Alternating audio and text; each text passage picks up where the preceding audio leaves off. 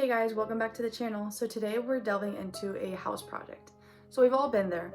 You push the toilet handle and nothing. Or you get a weak flush that barely gets the job done and the water just keeps running, wasting a bunch of water. Dealing with a toilet that won't flush is so frustrating, but usually the fix is inexpensive and simple enough that you can do by yourself. When your toilet won't flush, it usually comes down to three main issues. Either the water level is too low, so if there's not enough water in the tank, you won't get the force you need for a good flush.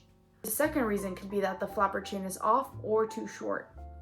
So this is the chain that connects the flush handle to the rubber flapper at the bottom. If it's too tight or if it's broken, the flapper won't open or it won't seal properly when it closes. The third reason could be that the flapper isn't sealing or it's just too light. So the rubber flap can often get old, warped, or covered in mineral deposits, preventing a good seal. Or, as we'll see in my case, it might just be too light to drop back down and seal on its own. So diagnosing the problem is pretty easy. You want to make sure you check the water level. So is the water level reaching the fill line stamped on the inside of the tank? If not, the fill valve, that tall vertical column, might need adjustment. Next, we want to make sure we check the chain.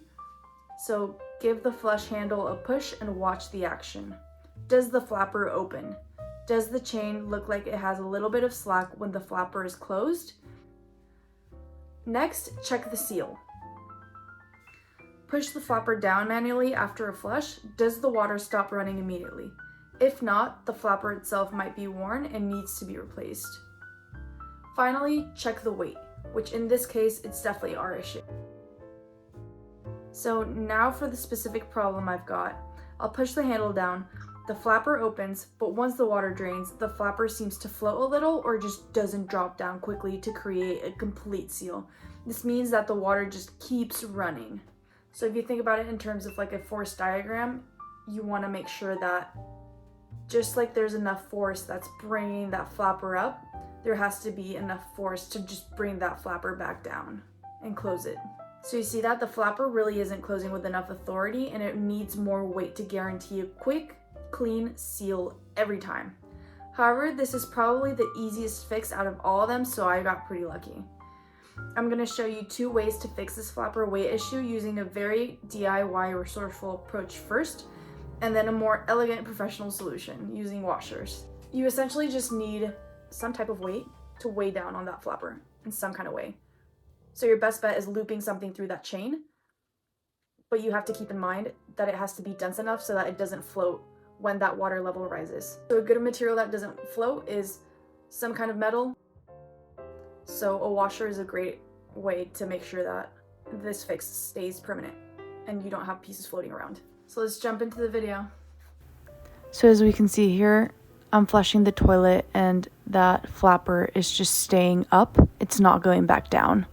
This means that the flapper is too light. So as I explained it before, we're going to solve this issue by adding more weights onto it to make sure that it closes back down on its own.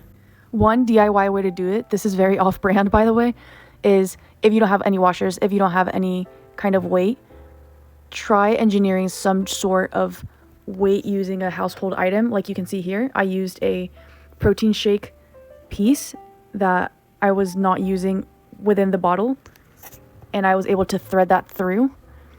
This is a very simple, and this caused a lot of problems, but if you further engineer this by cutting away at the sides because it's very bulky, you can get this down to a smaller piece, and you can weigh it down by tying some other weights onto it. Like for example, some accessory rings that are heavy that you're no longer using, or some other heavier household items that you can tie onto something like this. So clearly here I'm flushing the toilet and I have that piece on top.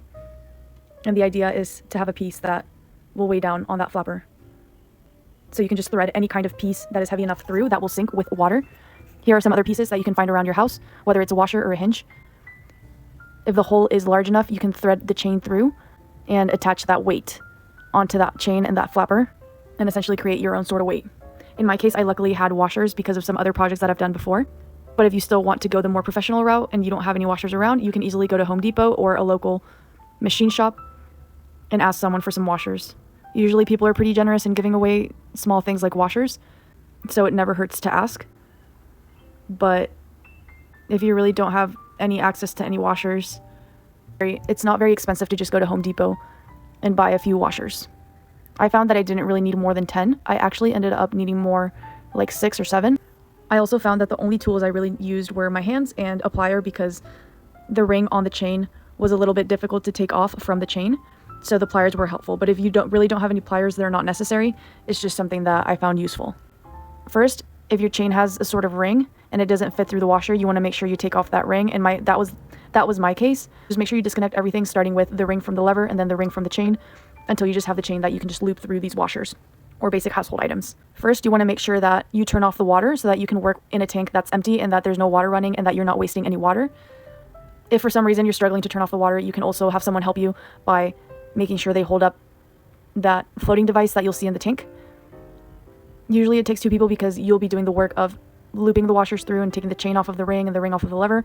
So it's very helpful if you have someone helping you. But if not, usually turning the water off is very simple, and there's usually no issues with that. Please excuse the lights here as they're going on and off. I accidentally recorded in slow-mo, so excuse that, but you can see here, I'm just attaching all the washers, looping them through the chain.